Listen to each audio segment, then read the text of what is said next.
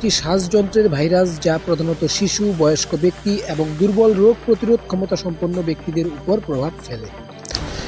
HMPV একটি virus যা শ্বাসযন্ত্রে সংক্রমণ ঘটায়। এটি সাধারণ সর্দি থেকে শুরু করে নিউমোনিয়ার মতো গুরুতর সমস্যার সৃষ্টি করতে পারে।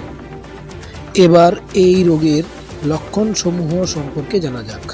প্রথমত, নাক দিয়ে জল পড়া, কাশি, জ্বর, শ্বাসকষ্ট, ক্লান্তি ইত্যাদি দেখা যায়। এই HMPV মূলত সংক্রমিত ব্যক্তির হাঁচি, কাশি, সংস্পর্শে থাকা বা দূষিত জিনিসপত্র স্পর্শ করার মাধ্যমে ছড়ায়। এই ভাইরাসের প্রতিরোধমূলক ব্যবস্থা হিসেবে বারবার সাবান দিয়ে হাত ধোয়া, কাশি বা হাঁচির সময় মুখ ঢাকা, প্রতিদিন ব্যবহৃত জিনিস পরিষ্কার রাখা, এছাড়াও অসুস্থ ব্যক্তির সংস্পর্শ এড়িয়ে যাওয়া।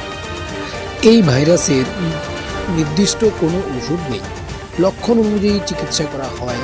প্রচুর পানি পান করা, বিশ্রাম নেওয়া এবং প্রয়োজনে চিকিৎসকের পরামর্শ নেওয়া অত্যন্ত গুরুত্বপূর্ণ। অবশেষে বলা যায়, HMPV থেকে বাঁচতে আমাদের সচেতনতা বাড়াতে হবে এবং স্বাস্থ্যবিধি মেনে চলতে হবে।